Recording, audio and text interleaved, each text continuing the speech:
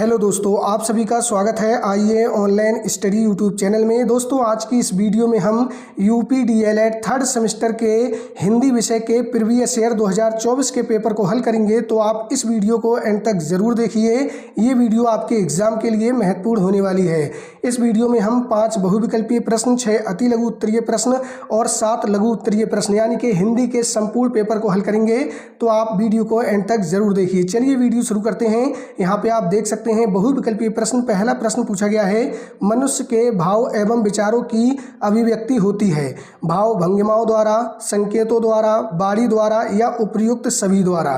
तो इस प्रश्न का सही आंसर होगा ऑप्शन डी, उपयुक्त सभी द्वारा। ठीक है, भाव भंगिमाओं द्वारा मनुष्य के भाव एवं विचारों की अभिव्यक्ति होती है। संकेतों द्वारा, इशारों या संकेतों द्वारा अपनी बात दूसरों तक पहुंचाई जा सकती है। ठीक है, तो ये भी सही हो जाएगा।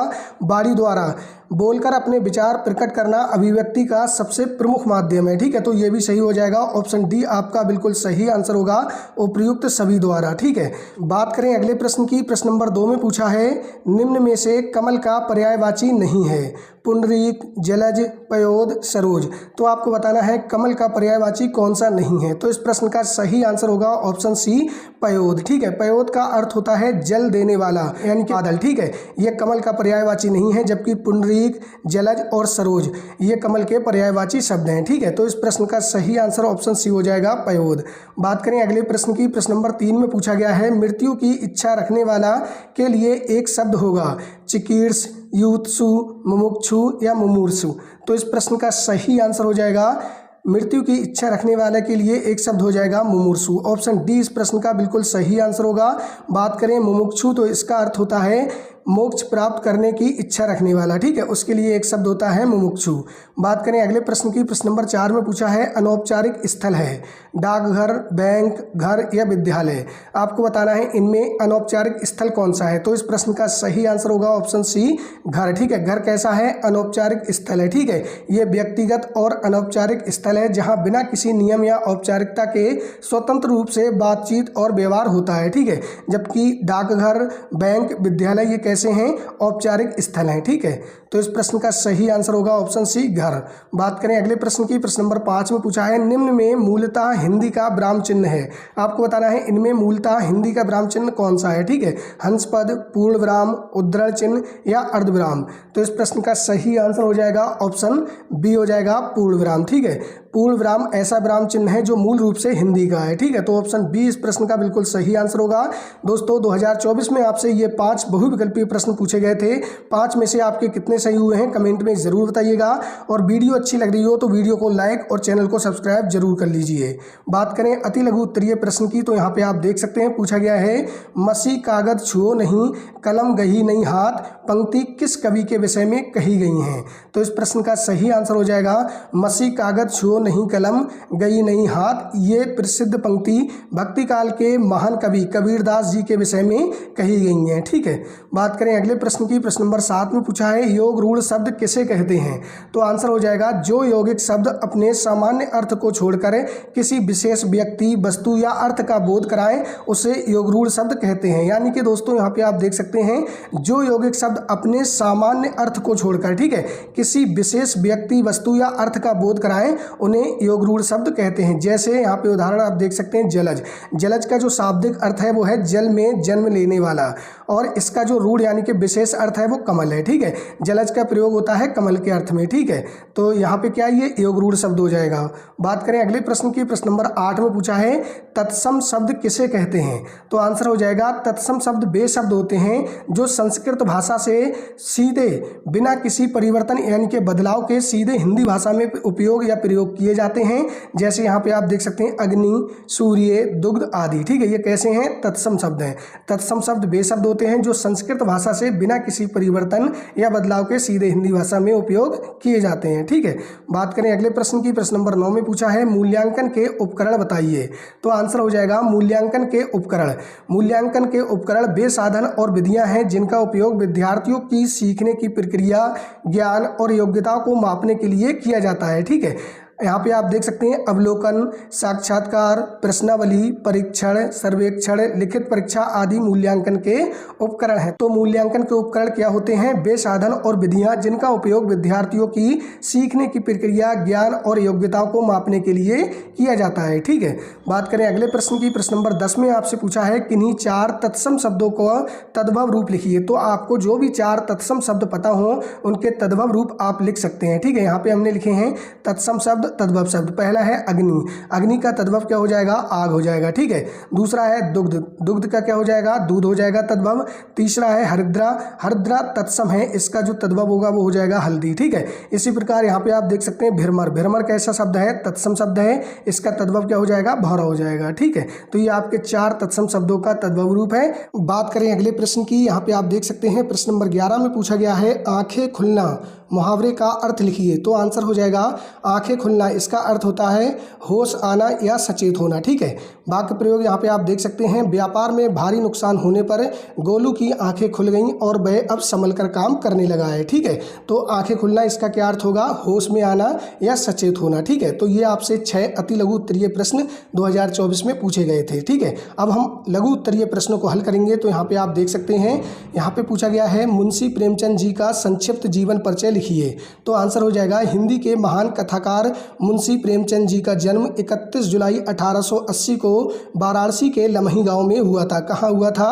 वाराणसी के लमही गांव में हुआ था। ठीक है, उनका वास्तविक नाम धनपत राय था। उन्होंने अपने साहित्य के माध्यम से समाज की वास्तविक समस्याओं और मानवीय जीवन का सजीव चित्रण किया। उन्हें उपन्यास सम्राट कहा जाता है। ठीक है, और आपको याद रखना है 56 वर्ष की आयु में इनका देहांत हो गया। ठीक है, बात करें उनकी प्रमुख रचनाओं की। तो यहाँ पे आप देख सकते हैं गोदान, गबन, निर्मला, सेवा सदन, कर्मभूमि, रंगभूमि, कफन, पूस की रात, ईदगाह आदि उनकी प्रमुख रचनाएं हैं। ठीक है, बात करें अगले प्रश्न की। यहाँ पे आप देख सकते हैं प्रश्न नंबर 13 में पूछा है स्वतंत्र लेखन से क्या अभिप्राय है, यानी कि स्वतंत्र लेखन किसे कहते हैं? तो आंसर हो जाएगा स्वतंत्र लेखन। स्वतंत्र लेखन का अर्थ अंतर्ज्ञान, व्यक्तिगत अवलोकन और अनुभव से लिखना है।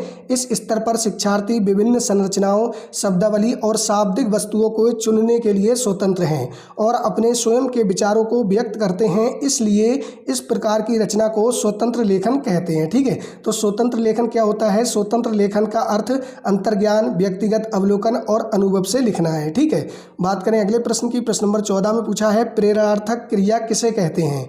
तो आंसर हो जाएगा जिस क्रिया से पता चले कि कर्ता स्वयं काम न करके किसी और से कार्य करवा रहा है या किसी और को कार्य करने की प्रेरणा दे रहा है, तो उसे प्रेरणार्थक क्रिया कहते हैं, जैसे करवाना, पढ़वाना, लिखवाना इत्यादि। ठीक है, तो जिस क्रिया से पता चले कि कर्ता स्वयं काम न करके किसी और से कार्य करवा रहा है या किसी और को कार्य करने की प्रेरणा दे रहा है, तो वहाँ पे प्रेरणार्थक क्रिया होगी। ठीक है, जैसे यहाँ पे आप देख सकते हैं करवाना, पढ़वाना, लिखवाना इत्यादि, ये कैसी हैं? प्रेरणार्थक क्रियाएं। ठीक है, बात करें अगले प्रश्न की। प्रश्न नंबर 15 में पूछा है भाषा में मुहावरे का प्रयोग संबंधी सार्थकता पर एक संक्षिप्त नोट लिखिए एवं उदाहरण द्वारा पुष्ट कीजिए। ठीक है, तो मुहावरे का प्रयोग संबंधी आपको एक संक्षिप्त नोट लिखना है। तो आंसर हो जाएगा मुहावरे ऐसे प्रचलित वाक्यांश होते हैं जिनका अर्थ उनके शब्दों के सामान्य अर्थ से अलग होता है। ठीक है, भाषा में मुहावरों का प्रयोग भाव को प्रभावशाली, रोचक, संक्षिप्त और सजीव ढंग से व्यक्त करने के लिए किया जाता है। ठीक है,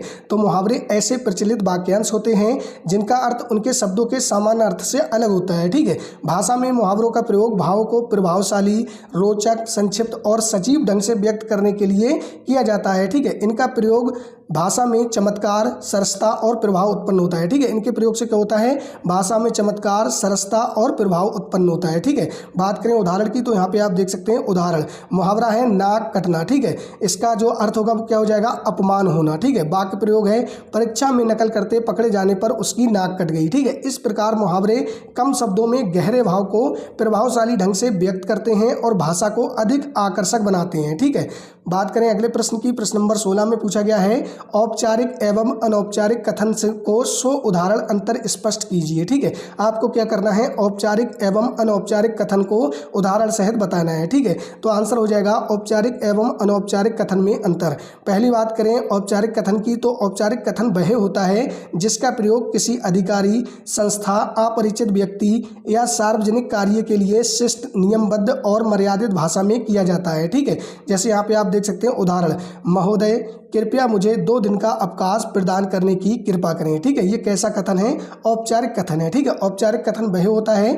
जिसका प्रयोग किसी अधिकारी, संस्था, अपरिचित व्यक्ति या सार्वजनिक कार्य के लिए शिष्ट, नियमबद्ध और मर्यादित भाषा में किया जाता है। ठीक है, बात करें अनौपचारिक कथन की, तो यहाँ पे आप देख सकते हैं अनौपचारिक कथन वह होता है जिसका प्रयोग मित्रों, परिवार के सदस्यों या परिचित व्यक्तियों के साथ सहज, सरल और आत्मीय भाषा में किया जाता है। ठीक है, यानी कि दोस्तों हम जब कार्यालय में जाते हैं तो वहाँ पे कौन सा कथन होता है?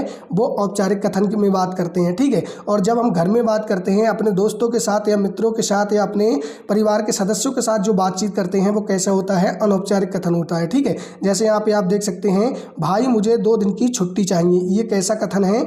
भाई मुझे 2 दिन की छुट्टी चाहिए, ये अनौपचारिक कथन है। ठीक है, और औपचारिक कथन कौन सा है? यहाँ पे आप देख सकते हैं, महोदय कृपया मुझे 2 दिन का अवकाश प्रदान करने की कृपा करें। ठीक है, इसमें क्या है? नियमबद्ध है और मर्यादित भाषा में किया जाता है औपचारिक कथन। ठीक है, तो यहाँ पे आप देख सकते हैं अनौपचारिक कथन और औपचारिक कथन में अंतर। बात करें अगले प्रश्न की, तो प्रश्न नंबर 17 में यहाँ पे पूछा गया है, हिंदी शिक्षण में मूल्यांकन की क्या उपयोगिता है? तो आंसर हो जाएगा, हिंदी शिक्षण में मूल्यांकन की उपयोगिता निम्न है। क्या है? मूल्यांकन से शिक्षा में सुधार होता है और गुणवत्ता बढ़ती है। ठीक है, मूल्यांकन से शिक्षण के उद्देश्यों की प्राप्ति सीमा का पता चलता है कि जो शिक्षण के उद्देश्य हैं वो प्राप्त हो पा रहे हैं या नहीं हो पा रहे हैं। ठीक है, मूल्यांकन से पता चलता है कहाँ पे हमें सुधार करना चाहिए, तो हम वहाँ पे सुधार कर सकते हैं। ठीक है, मूल्यांकन से छात्रों को अध्ययन के लिए प्रेरित किया जाता है। मूल्यांकन से क्या होता है? छात्रों को अध्ययन के लिए प्रेरित किया जाता है। ठीक है, मूल्यांकन से छात्रों की रुचियाँ, योग्यताएं, क्षमताएं, व्यक्तित्व, सामर्थ्य, कमियों आदि का पता चलता है। ठीक है, जब हम बच्चों का मूल्यांकन करते हैं तो हमें पता चलता है कि छात्रों की रुचियाँ क्या हैं,